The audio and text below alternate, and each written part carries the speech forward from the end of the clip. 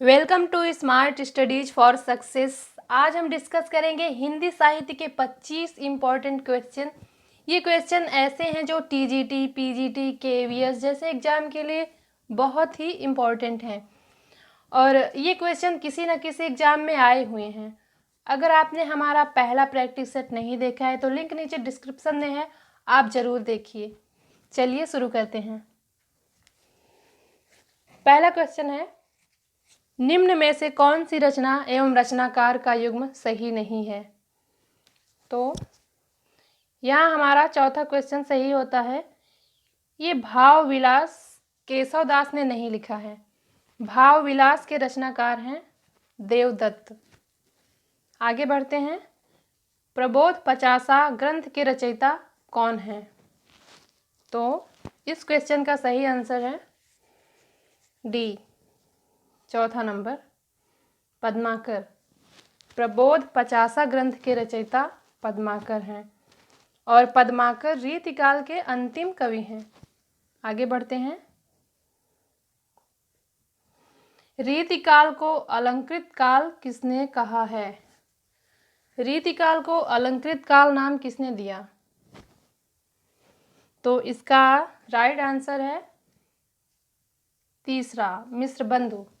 मिश्रबंधु ने रीतिकाल को अलंकृत काल कहा है और रमाशंकर शुक्ल रसाल ने रीतिकाल को कला काल कहा है और विश्वनाथ मिश्र ने रीतिकाल को श्रृंगार काल कहा और आचार्य रामचंद्र शुक्ल ने रीतिकाल को रीतिकाल कहा है। आगे बढ़ते हैं। निम्न में से किस कवि ने सतसई की रचना की है? तो सतसई की रचना नहीं की है। तो ऑप्शन सही होता है दूसरा, सेनापति ने सतसई की रचना नहीं की थी और बाकी मतीराम, बिहारी और वृंद ने सतसई की रचना की है। अगला क्वेश्चन है, धन्य भारत भूमि सब रतनन की उपजावनी, इस पंक्ति के लेखक कौन हैं? तो इस पंक्ति के लेखक हैं बद्री नारायण चौधरी प्रेमघन। ऑप्शन दूसरा सही होता है और ये जो प्रेमघन हैं भारतेंदु युग के कवि हैं।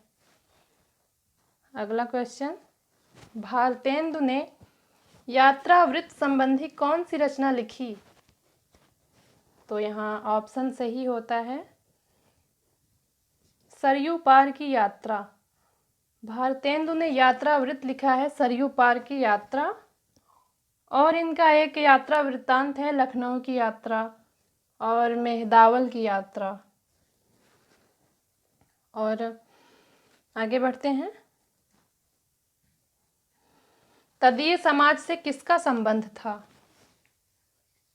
तो राइट आंसर है तदीय समाज से भारतेंदु हरिश्चंद्र का संबंध था। भारतेंदु हरिश्चंद्र नवजागरण के अग्रदूत कहे जाते हैं। अगला क्वेश्चन, राम वृक्ष बेनीपुरी की कौन सी कृति यात्रावृत्त की है? तो यहाँ ऑप्शन तीसरा सही होता है पैरों में पंख बांधकर, राम वृक्ष बेनीपुरी की रचना है। और जो बाकी हैं बची, सागर की लहरों पर, इसे लिखा है भगवत शरण उपाध्याय और डॉक्टर नगेंद्र ने लिखा है अप्रवासी की यात्राएं और मेरी यूरोप यात्रा लिखा है राहुल सांकृत्यायन ने। आगे बढ़ते हैं। निम्न में से कौन सी रचना एवं उसके रचनाकार का युग्म सही नहीं है? तो यहाँ डी आंसर सही होता है चौथा, रसवंती के रचयिता श्री सियाराम शरण गुप्त नहीं है। आगे बढ़ते हैं। अधिकार खोकर बैठना यह महादुष्कर्ष है, इस पंक्ति के रचयिता हैं, इस पंक्ति के रचयिता हैं मैथिली शरण गुप्त। मैथिली शरण गुप्त इस पंक्ति को उनकी जयद्रथ वध नामक एक पाठ था, वहीं से ये पंक्ति ली गई है। अगला क्वेश्चन, भारत भारती का प्रकाशन किस वर्ष हुआ? तो राइट आंसर है भारत भारती का प्रकाशन 1912 में हुआ था। पहला ऑप्शन सही है। आगे बढ़ते हैं। संपत्ति शास्त्र के लेखक का नाम है? तो संपत्ति शास्त्र किसकी रचना है? ऑप्शन यहाँ पहला सही होता है, आचार्य महावीर प्रसाद द्विवेदी का। आगे बढ़ते हैं। साकेत महाकाव्य का सबसे सर्वाधिक मार्मिक सर्ग है नवम, क्योंकि साकेत महाकाव्य मैथिली शरण गुप्त द्वारा रचित महाकाव्य है और यह महाकाव्य उर्मिला का विरह वर्णन इसमें दिया गया है। लक्ष्मण की जो पत्नी थी उर्मिला, उनका विरह वर्णन दिया गया है। आगे बढ़ते हैं। निराला किस पत्रिका से संबंधित नहीं थे? यहाँ पत्रिका होना चाहिए। किस पत्रिका से संबंधित नहीं थे? तो राइट आंसर है इंदु। बाकी और जो सुधा, समन्वय, मतवाला, ये सब निराला संबंधित थे इन पत्रिकाओं से। अगला प्रश्न है, कामायनी में श्रद्धा किसका प्रतीक है? कामायनी में श्रद्धा हृदय का प्रतीक है और मन मनु का प्रतीक था और बुद्धि इड़ा का। आगे बढ़ते हैं। और कामायनी जयशंकर प्रसाद की अंतिम कृति थी और इसमें 15 सर्ग हैं। आगे बढ़ते हैं। हिंदी में स्वच्छंदतावाद का कवि कौन कहा जाता है? तो राइट आंसर है श्रीधर पाठक। हिंदी में स्वच्छंदतावाद का कवि श्रीधर पाठक को कहा जाता है। आगे बढ़ते हैं। अरुण यह मधुमय देश हमारा, यह किसने कहा है?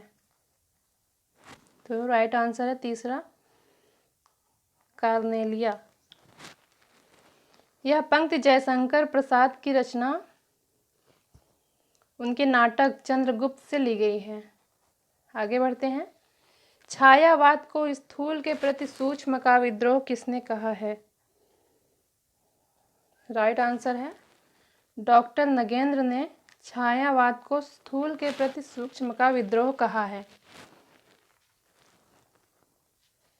साय में धूप काव्य कृति के रचयिता हैं? तो इसके रचयिता हैं दुष्यंत कुमार, साय में धूप के। आगे बढ़ते हैं। साखी किस कवि का काव्य संग्रह है? साखी इसमें नहीं दिया गया है, ये चौथा ऑप्शन। साखी है विजय देव नारायण शाही की काव्य रचना है और ये तीसरे सप्तक के कवि हैं, विजय देव नारायण शाही। आगे बढ़ते हैं। हम विस्पाई जन्म के इस काव्य कृति के रचनाकार हैं? तो इस काव्य कृति के रचनाकार हैं बालकृष्ण शर्मा नवीन। आगे बढ़ते हैं। निम्न में से कौन सी रचना के रचनाकार का नाम सही नहीं है? तो ये है तीसरा, सीढ़ियों पर धूप। इसके रचयिता शमशेर बहादुर नहीं है, इसके रचयिता हैं रघुवीर सहाय और बाकी सब सही है। सूरदास किस उपन्यास का चर्चित पात्र है? तो सूरदास प्रेमचंद्र द्वारा लिखित उपन्यास रंगभूमि का चर्चित पात्र है और प्रेमचंद्र के अन्य उपन्यास थे रंगभूमि, कर्मभूमि, गोदान, कायाकल्प। आगे बढ़ते हैं। झीनी झीनी बीनी चदरिया के किस उपन्यास की कृति है? इसका राइट आंसर है अब्दुल बिस्मिल्लाह। और यह उपन्यास बनारस के बुनकरों के यथार्थ जीवन पर आधारित है। क्वेश्चन है, यहाँ पे होना चाहिए अंजो दीदी। अंजो दीदी किस विधा की रचना है? नाटक। दूसरा ऑप्शन सही है। फ्रेंड्स, आज के इस वीडियो में इतना ही। मिलते हैं अपने अगले एक अच्छे से टॉपिक के साथ अगले वीडियो में। अगर आपने चैनल को सब्सक्राइब नहीं किया है तो कर लीजिए और वीडियो अच्छा लगे तो शेयर कीजिए। Thanks for watching.